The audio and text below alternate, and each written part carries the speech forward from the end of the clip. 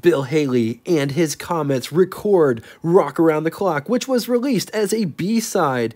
It would not become a hit until 1 year later, 1955, and many believe that this is the starting point of rock and roll. The year is 1954, and this Lincoln Capri could be had at your local Lincoln showroom. But before getting into all of it, I'm Jay. Welcome to What It's Like, the automotive channel that inspires you to drive something different, whether that be for daily or recreational use. We feature the classics, vintage, some exotics, lots of orphan cars, engine episodes on Wednesday, history, specs, vintage ads, design, but most importantly, we show what these cars are like.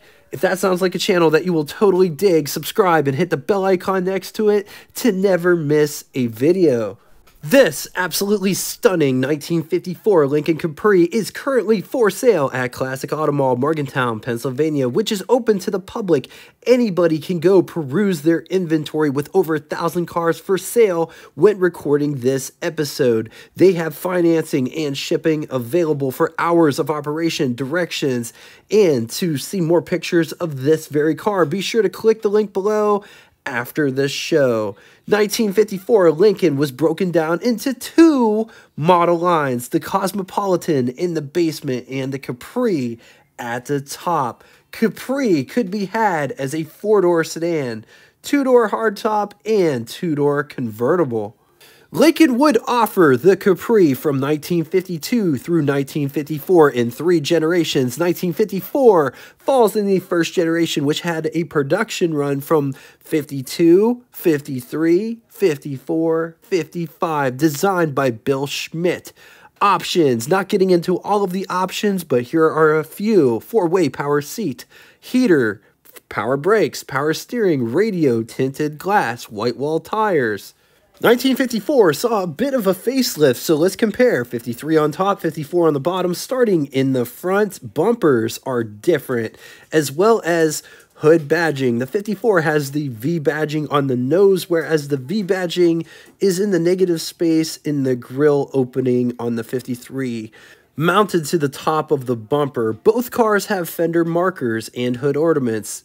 They look similar. 53 has running lights inside the bumpers the 54 doesn't have.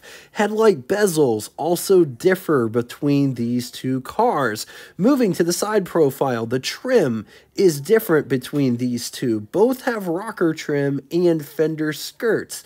Both have the fender bulge, but it's trimmed out differently. Wheel covers have been slightly revised. Moving to the rear, tail lights have been revised with backup lights built in on the 54. Bumpers have also been revised. Trunk badging is also different. Moving inside to take a gander at the dash and interior situation, with both being very similar. Which one do you like better? Let's talk specs. 215 inches long, 78 inches wide, 51.5 inches tall. It rides a wheelbase of 123 inches. It weighs 4,305 pounds. Price, $4,030, which is equivalent to you spending $47,445 in the year 2023. Total 1954 Lincoln was 36,993 units, of which total Capri was 29,552. And of that number, 1,951 were convertibles. Moving on to engine, only one engine on offer, 317.5 cubic inch displacement Y8, 5.2 liters. It's good for 205 horsepower at 4,200 RPM, 305 pound-feet, or 414 newton meters at around 2,000 RPM. With a bore of 3.8 inches and a stroke of 3.5 inches, compression is 8-to-1, 5 main bearings. When backed with a 4-speed automatic transmission, 0 to 60 could be had in 13.2 seconds. Theoretical top speed of 108 miles per hour while achieving an average fuel economy rating of 11.5 miles to the gallon. And these are all just baseline jumping off numbers. Mileage may vary. Before Ed left for Europe, he made a little movie which he asked me to show you tonight. So here it is. As you probably know, the new 1954 Lincoln is now at dealer showrooms from coast to coast. and starting a wave of excitement throughout the nation. Now, I've seen and I've driven this fine car, and I hope you will too after this personal invitation from your Lincoln dealer.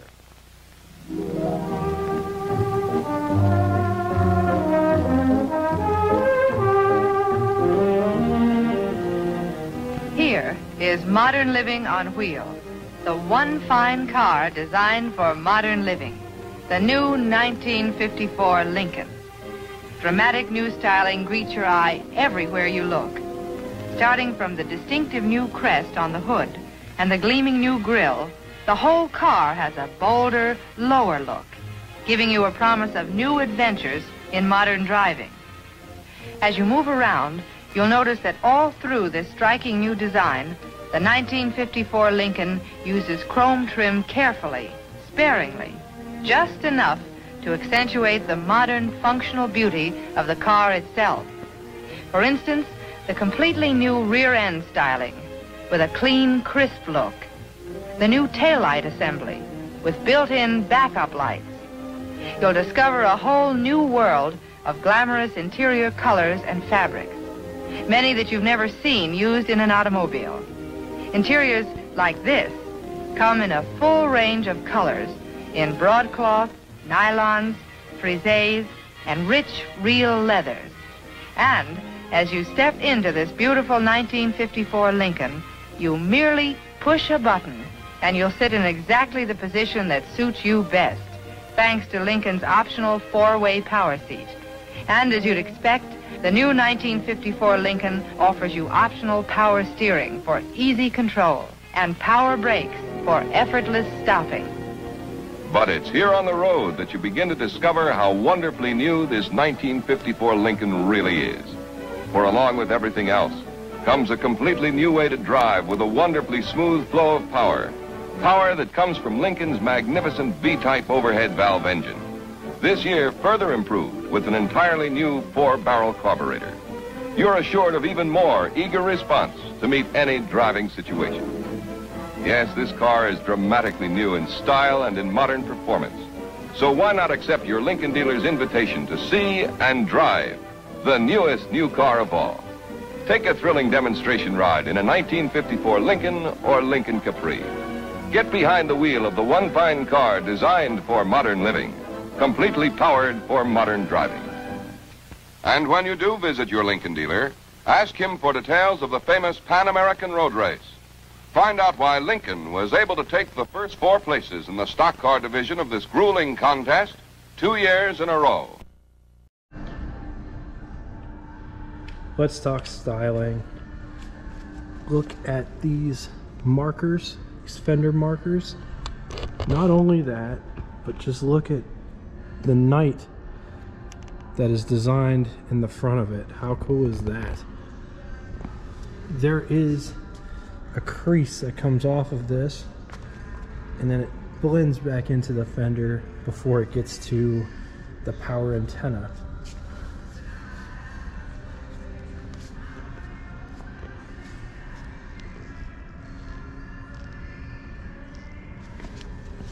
Check out the headlights. They almost look like floating headlights, with this part here being the only thing that looks like it's connected, but it's all connected. It's just painted down here.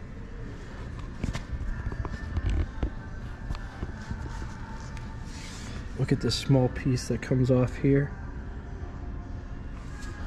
All the different layers in this bumper design. Turn signal indicators are down below here.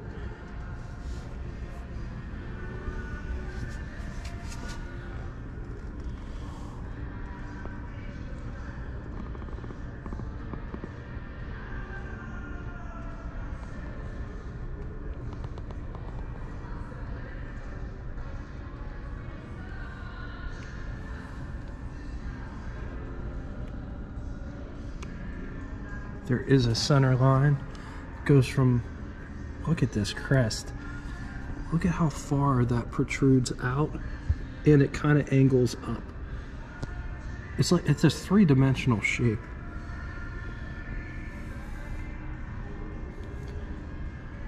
Hood ornament, and the center line goes clear back to the windshield. The hood design is really smooth other than the center line. I don't know if I could show this justice of how far these fenders come up. This car never did it for me in pictures, but in person it looks a whole lot better. You have Lincoln script right here on the front fender. Also notice how this front fender curves back in. The fender's very slightly flared. This car has rocker trim, as well as beltline trim that starts right at the eye in Lincoln and goes back. And just look at how it's designed. It protrudes quite a ways. Here's my finger for reference.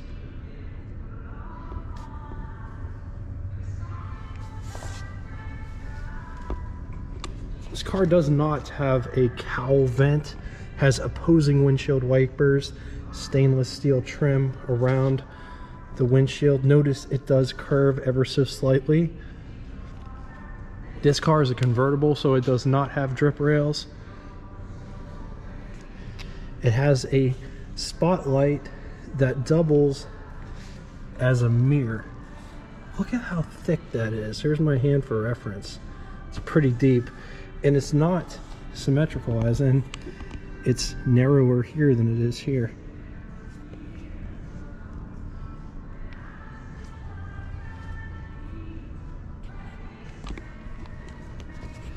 Look at how this all bulges out.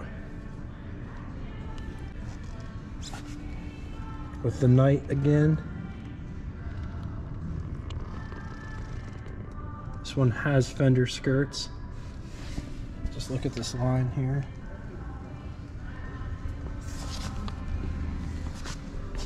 Also check out this line.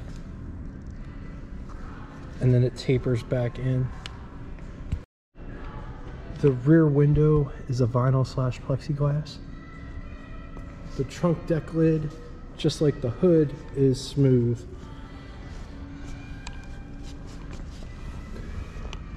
Have another night back here, and you move his breastplate to reveal the keyhole. Beautiful Lincoln spelled out here. Just look at these taillights. This rear design is really nice. I love how this is all textured inside the actual taillight lenses themselves. Just look at all the different textures going on.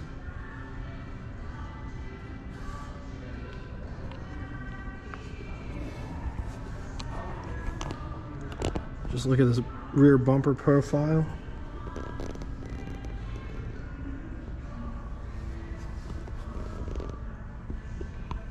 Gas filler is behind the license plate in the center. I think the gas filler should be, personally. They didn't have problems until they started making the Pinto.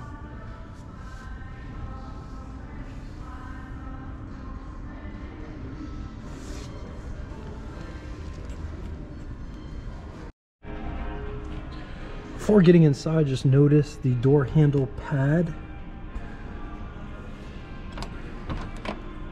The door has a lot of heft to it. Look at all of the different colors associated with this door panel. It feels like a vinyl material, but it could be a leather material, being that this is a Lincoln and it's convertible. Armrest, door handle to get out, window switches for the windows. But interestingly enough, is the vent window is still operated with a crank. It operates like that. There's also a lock on it, which you just slide over here to lock it. This controls the mirror and or spotlight. Coming down inside the pedal box down here, high beam switch, brake pedal, gas pedal. This is for the emergency brake and or parking brake. This is for the top take a look at this interior.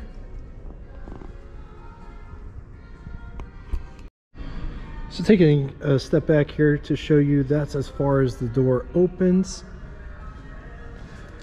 Also notice this one has powered seats, which are controllable by these switches here.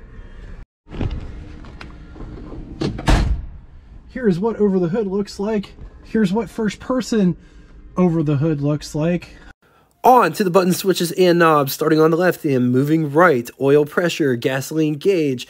At the top, right turn signal indicator, high beam indicator, left turn signal indicator, speedometer with odometer and tripometer. Amp meter, coolant temperature, wipers with wash feature in center, clock, lighter, slider for heat blower, next slider is for temperature, starter, headlights, key, ignition, another set of sliders for temperature and blower, antenna, defrost, radio with radio controls, volume, selector, drive modes read, neutral, 4, drive, 3, low, reverse. Up above you have sun visors, and they are on the slender side. Look at that. And they also taper upward. Rear view mirror here, as well as another sun visor over here with courtesy mirror, so you can see yourself, or your passenger can see herself. This is the latch for the convertible top. On to the glove box test. Here's our test subject. Here's my hand for reference. Here is the glove box in question. Oh man, look at that, it's huge. Sometimes they're hard to open.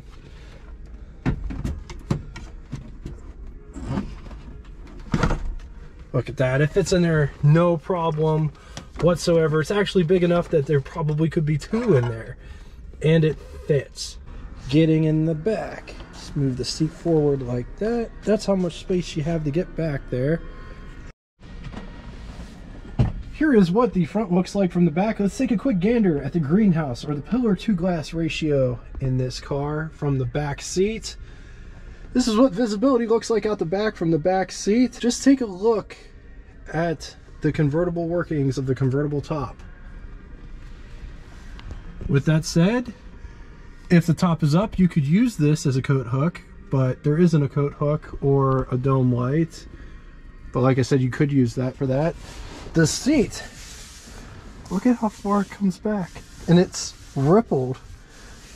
It's a nice seat to sit in back here. The seat back does dip down back here. It does push out here a little bit, but it's not uncomfortable. It's really nice. Got armrest. These windows do go down, but they're electric and the battery's not connected. There is a light back here so you can see. Ashtray, as well as cigarette lighter inside there. Everything that is found on the passenger side is also found on the driver's side. Plus, I don't think that they thought about this back then, but you can put your cell phone up here. So that's like a nice little cell phone holder.